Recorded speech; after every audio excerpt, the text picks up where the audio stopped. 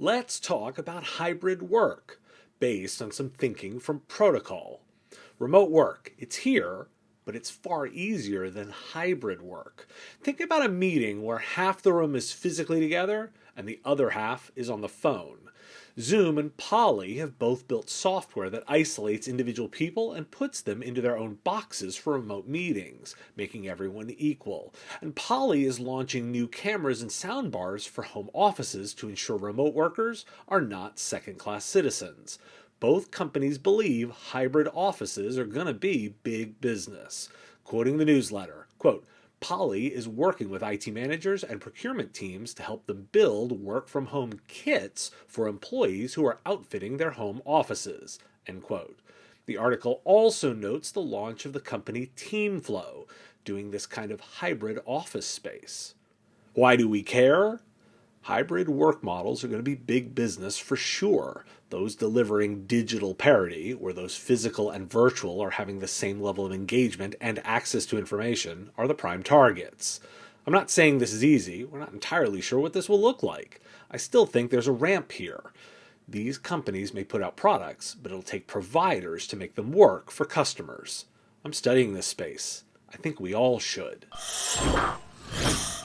Moving on to regulation, 2 data points for you today.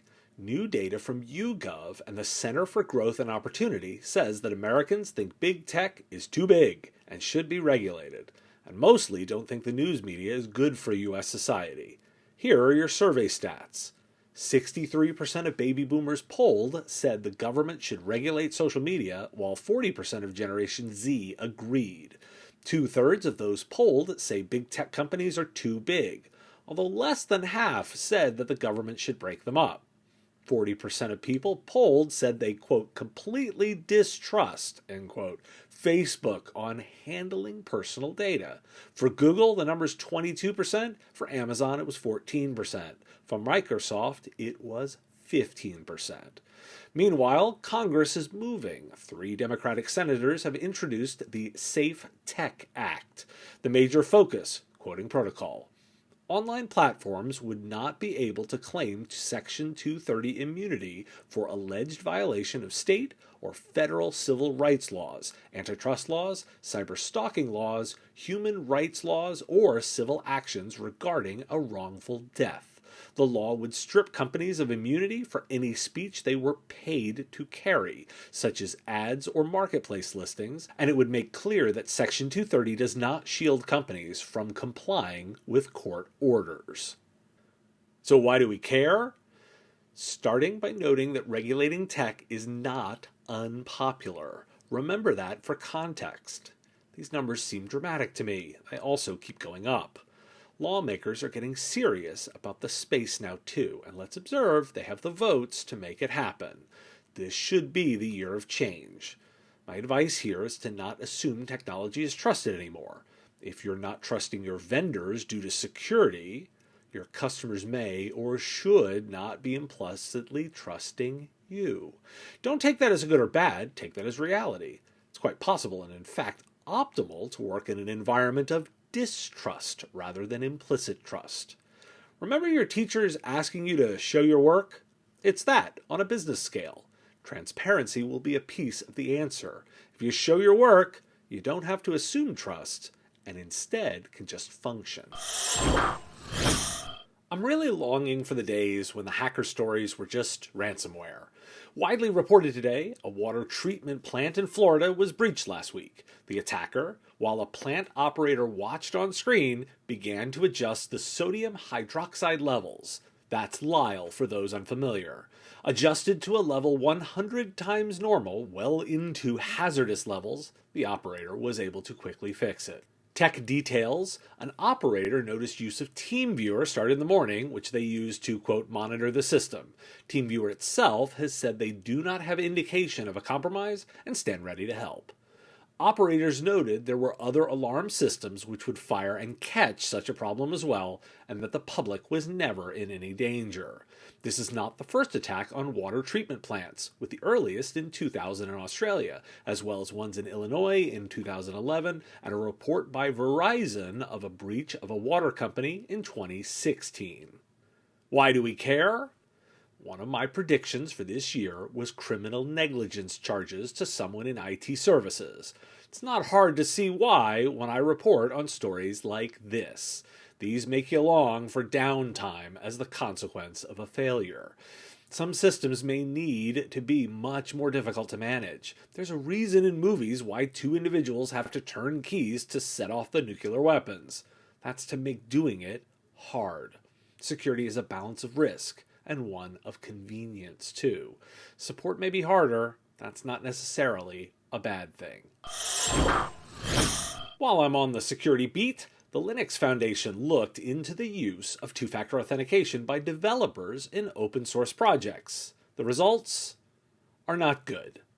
Not quite half, 47.55%, didn't use it at all. Only 32% reported that some of their projects do, while just over a fifth, about 20%, reported all their projects require 2FA. Why? Lack of decision rather than a choice. They didn't know it was an option, or it wasn't considered, or thought it was just going to be too restrictive to require. Quote, it wasn't a decision, it was the default. Why do we care? That's just scary. Active decisions versus passive ones. An active decision is one you set out to make. A passive one is one that happens to you. They are both decisions, and you have to manage both. Not making a decision is a decision too. Addressing security, make sure you're looking for these as well. So here's something. You don't need the new shiny to spur innovation. Per research published in the Information and Organization Journal, even basic tools can be used for innovation if they're in a workplace environment where employees are encouraged to master IT. Short answer, it's the training, not the tools. Why do we care? Every vendor in the world wants you to buy their new shiny. They will all fail to deliver results if not implemented properly. But what does that mean? We say it too often. It failed in implementation, for example. But what it really means is a culture of mastering tech. Training.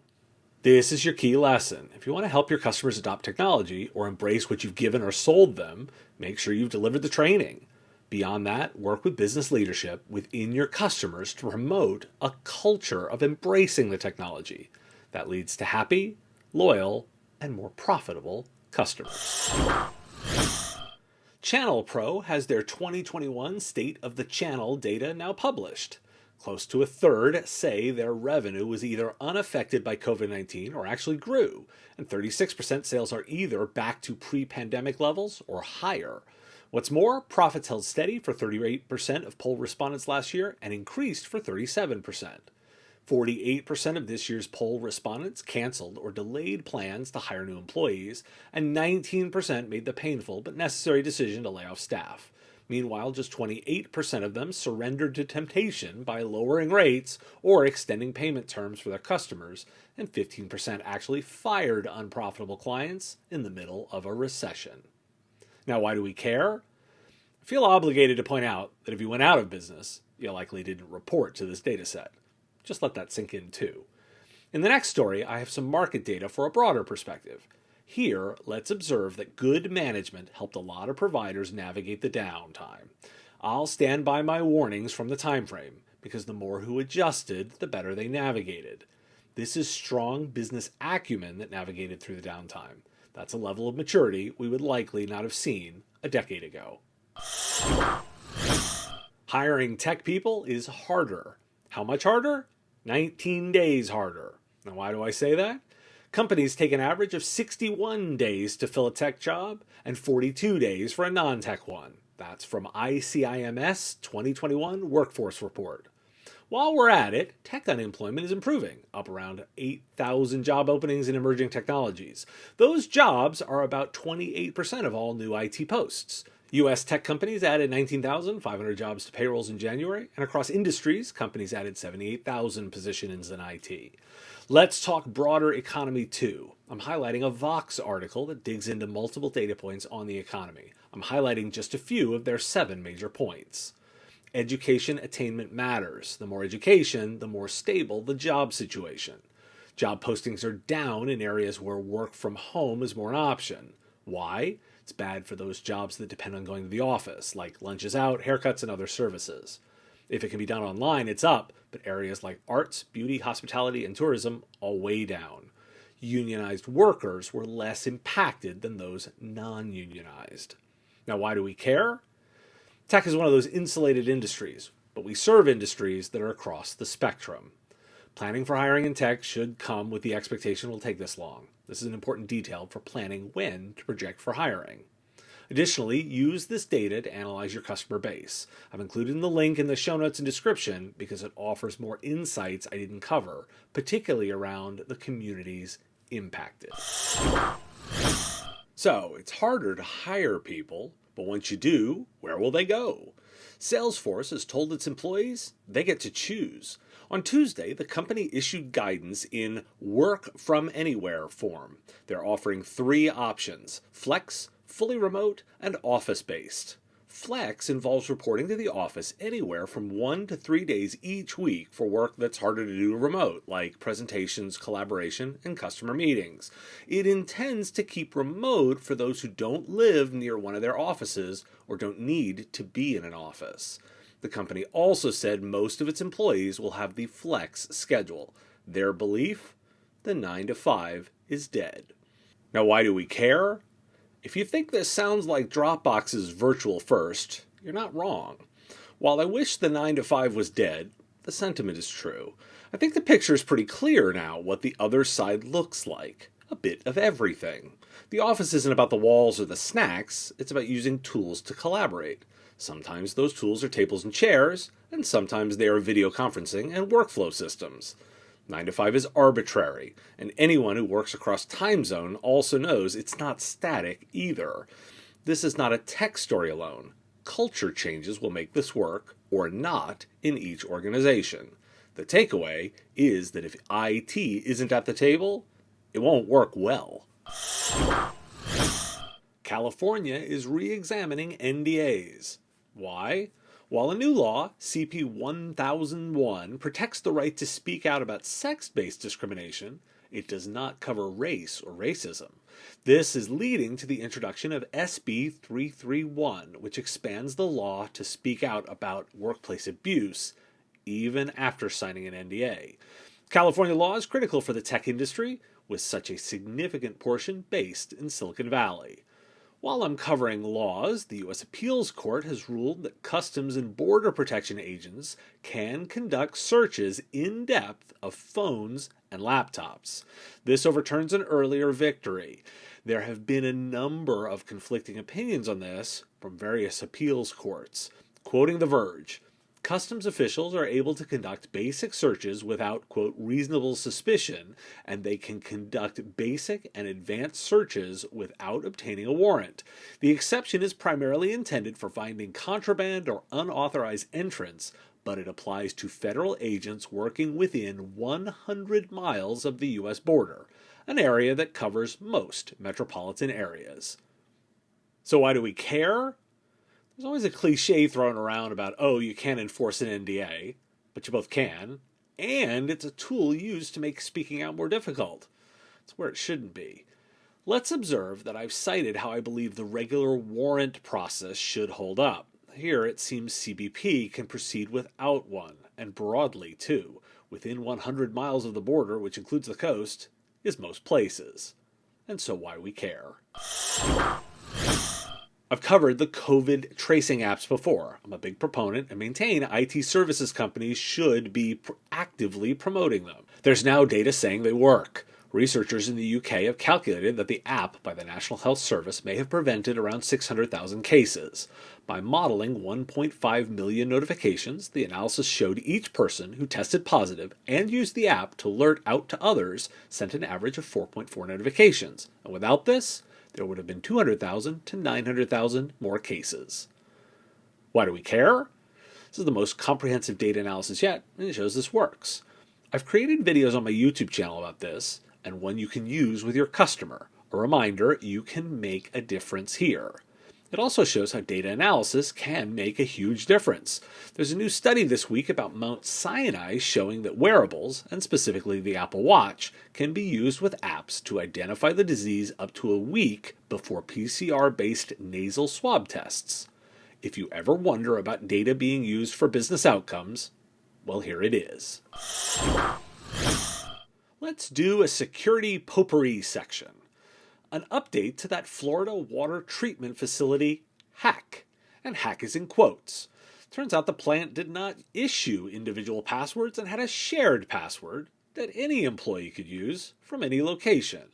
Oh, and the plant stopped using TeamViewer 6 months ago and left it installed. Microsoft is warning that the EmoteNet disruption is no reason to lower your guard. The servers were taken down, but the previous takedowns of botnets have seen a restoration, and the company is warning not to stop watching. Unrelated, Microsoft is also updating Defender for Office 365 around impersonated users and domains where a threat actor uses a sender or domain that's close, but not the same. Apple has patched that pseudo bug reported last week. New data from threat intelligence firm Kira says that access to networks isn't that expensive, generally sold around $7,000 with prices starting as low as $1,500. And finally, a researcher has managed to breach 35 major companies, Microsoft, Apple, Netflix, Tesla, Shopify, all on the list, in a novel supply chain attack. How? Malware into open source repositories, and then that managed to get into the company's internal applications. Now, why do we care?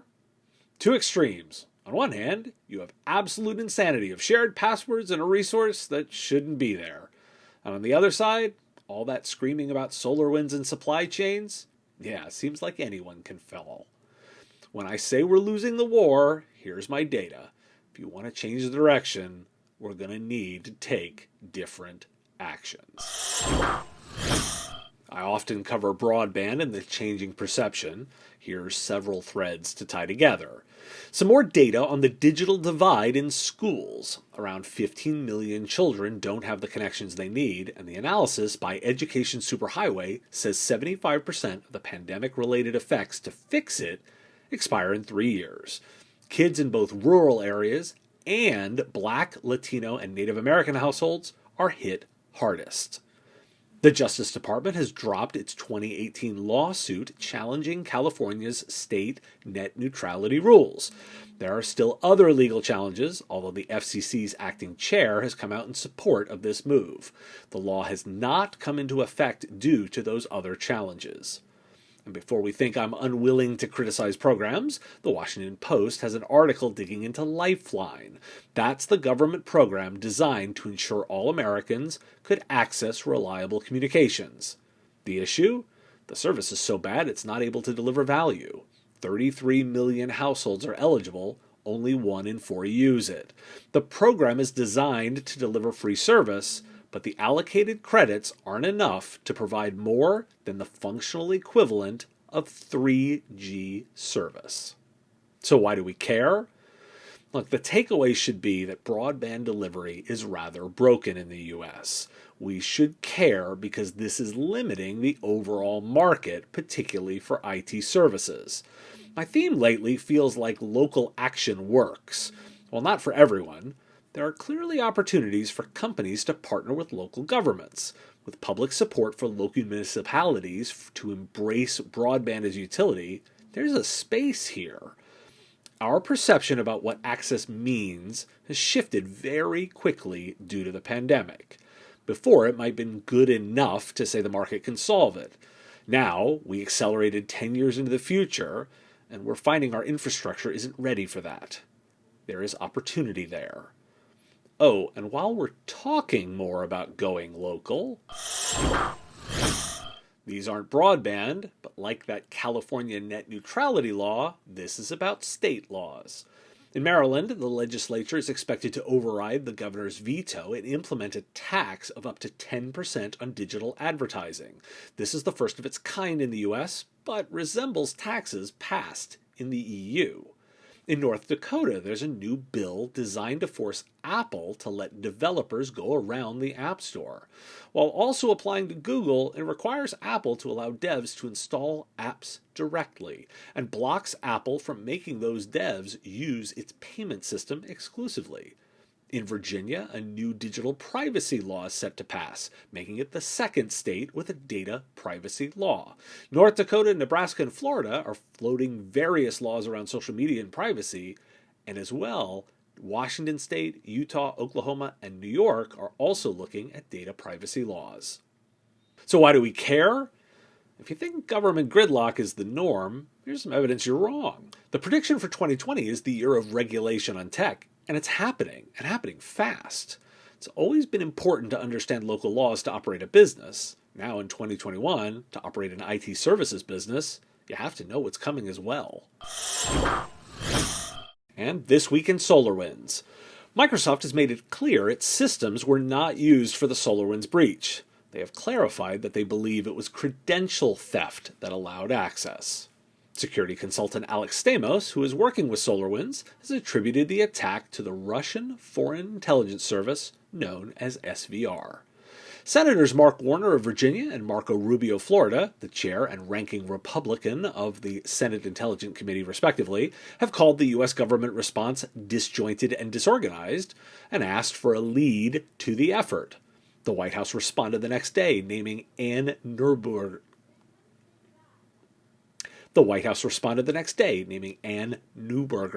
to the new post of Deputy National Security Advisor for Cyber and Emerging Technology. The U.S. Coast Guard has ordered facilities and vessels using SolarWinds software to report security breaches in case of suspicions of being breached. SolarWinds MSP has indicated that VP of Security Tim Brown will stay with the parent company, and they are looking for a CISO for the new company to be named Enable. And I'm including a link profiling the company's new CEO, though my final link is one to a perspective on why the U.S. government wasn't ready. Now, why do we care? I have an interview coming out talking about threat modeling, and I'll tease something said there. This industry is too secretive and not collaborative when it comes to security. Based on the size and scale of this, we're getting so many individual lessons as this story continues on, and thus why I continue to follow it. Thanks for tuning in to This Week in the Business of Tech. Shows come out each week, pulling together the daily podcast. If you like this show, please hit that like button and subscribe to the channel. The content here is possible because of supporters like you. If you want access to shows early, answers to your questions, and private interactions, join our Patreon. It's pay what you want. You decide what the content is worth. Join at patreon.com/MSPradio. Patreons also get access to the written versions of every story as they come out. If you want the stories right away, you can get them on the daily podcast. Find The Business of Tech on Apple Podcasts, Spotify, Google Podcasts, or wherever you get your shows. Subscribe links at businessof.tech, and I'll talk to you again next week.